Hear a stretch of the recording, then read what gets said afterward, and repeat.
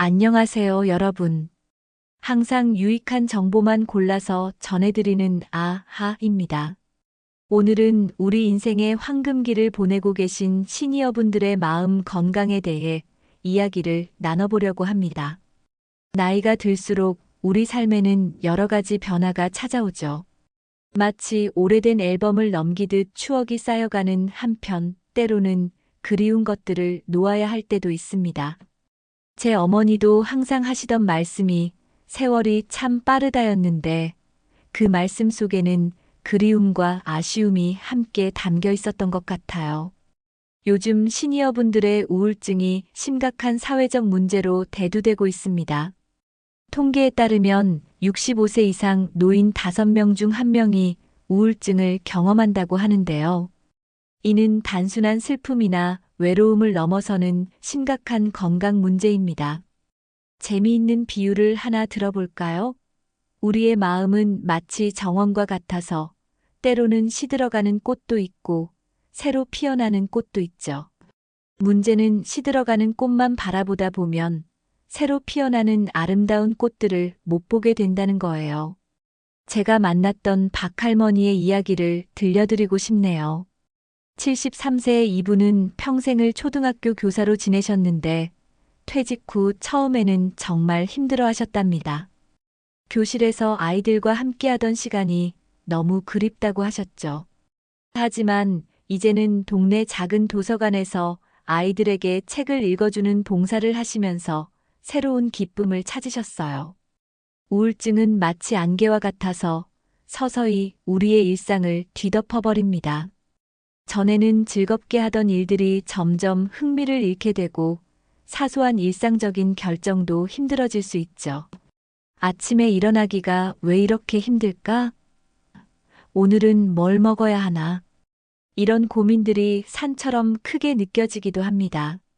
하지만 여러분, 우울증은 결코 나이 들매 필연적인 동반자가 아닙니다. 오히려 이 시기야말로 새로운 시작을 할 수 있는 황금기가 될 수 있어요. 마치 오래된 와인이 세월이 흐를수록 더 깊은 맛을 내듯 우리의 인생도 나이가 들수록 더욱 풍성해질 수 있답니다. 이제부터 우리는 함께 시니어 우울증을 이해하고 이를 극복하는 방법들을 하나씩 알아볼 거예요. 때로는 힘들 수 있지만 우리에겐 아직도 많은 아름다운 순간들이 기다리고 있거든요. 제가 좋아하는 말이 있어요. 인생은 마치 자전거를 타는 것과 같다. 균형을 잡으려면 계속 앞으로 가야 한다. 우리도 함께 앞으로 나아가 보아요. 여러분의 마음속에 있는 작은 빛을 다시 한번 밝혀보는 시간을 가져보면 어떨까요? 이제 우리가 함께할 이야기들이 궁금하시죠? 차근차근 알아보도록 하겠습니다. 여러분의 삶에 작은 변화의 씨앗이 될 수 있기를 진심으로 바랍니다. 오늘은 시니어 여러분의 우울증과 상실감 극복에 대해 이야기를 나누고 있습니다. 나이가 들수록 우리 삶에는 여러 가지 변화가 찾아오죠. 젊었을 때처럼 활기차게 움직이기도 힘들어지고 소중한 사람들과 이별하게 되는 경우도 많아집니다. 마치 인생이라는 책에서 소중한 페이지들이 하나둘 찢겨나가는 것 같은 느낌이랄까요? 특히 은퇴 후에는 자신의 정체성에 대해 혼란을 겪기도 합니다. 30년 넘게 회사에서 부장으로 일하다가 갑자기 그냥 할아버지가 되니까 허전하더라고요. 라고 말씀하시는 분들이 많죠. 이런 상실감은 자연스럽게 우울증으로 이어질 수 있습니다. 잠도 잘 안 오고 식욕도 없어지고 아무것도 하기 싫어지는 거죠. 예전에는 손주들이 오면 얼마나 좋아하셨던 분이 요즘은 손주들이 와도 귀찮기만 해라고 하신다면 이는 우울증의 신호일 수 있습니다. 하지만 걱정하지 마세요. 이런 감정들은 충분히 극복할 수 있답니다.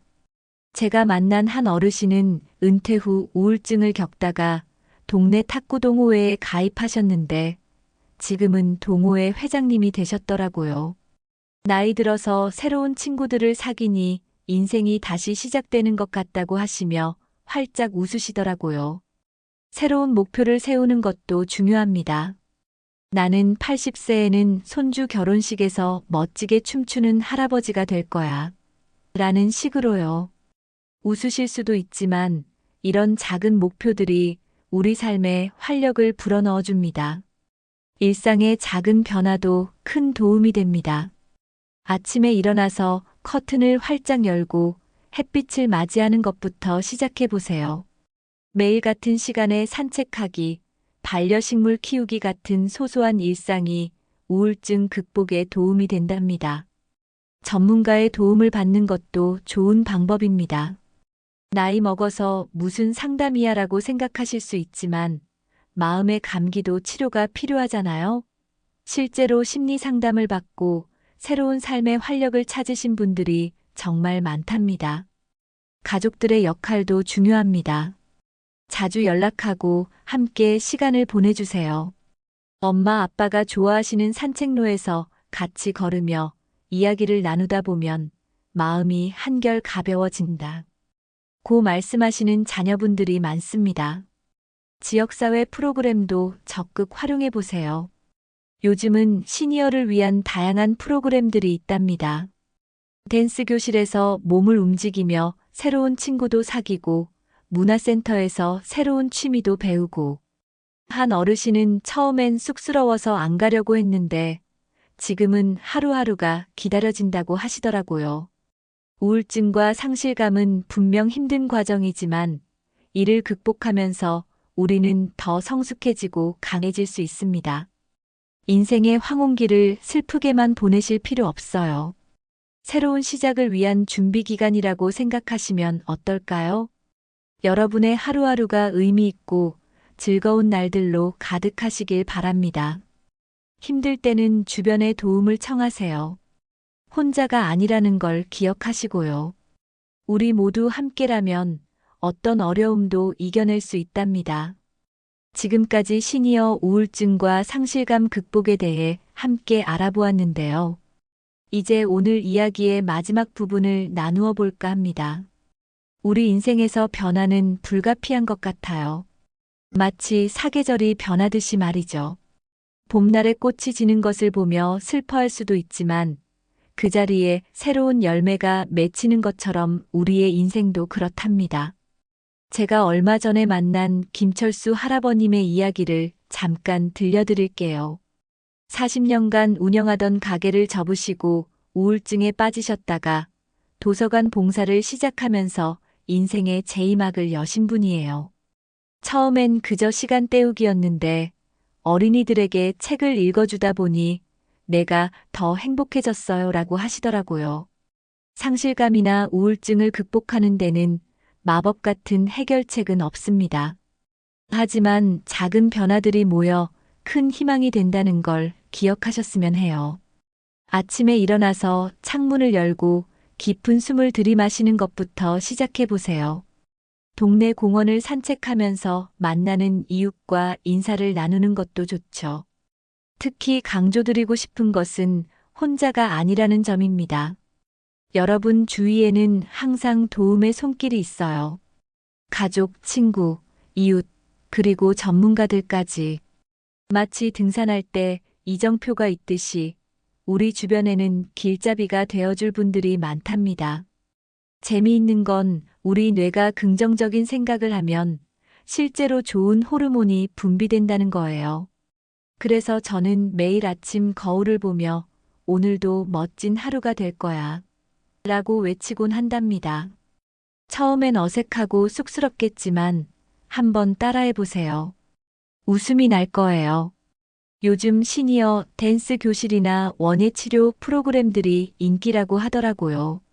박영희 할머님은 일주일에 2번 댄스 교실에 다니시는데 몸을 움직이다 보면 마음도 가벼워져요. 젊어지는 것 같아요. 라고 하시네요. 앞으로도 힘든 순간이 있을 수 있어요.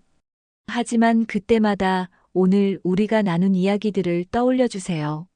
인생은 마치 긴 여행과 같아서 때로는 힘든 오르막길도 있지만 그 끝에는 항상 아름다운 풍경이 기다리고 있답니다. 마지막으로 여러분께 꼭 말씀드리고 싶은 게 있어요. 여러분은 모두 다 훌륭하고 소중한 분들이에요. 지금까지 살아오신 모든 순간이 의미 있었고, 앞으로의 시간도 빛날 거예요. 새로운 도전을 두려워하지 마세요. 나이는 그저 숫자일 뿐이니까요. 이제 오늘 이야기를 마무리하려고 합니다. 여러분의 하루하루가 조금씩 더 밝아지길 바라며 오늘 이야기가 마음에 드셨다면 구독, 좋아요 한번 해주세요. 다음에 또 좋은 이야기로 찾아뵙겠습니다. 건강하시고 행복하세요. 감사합니다.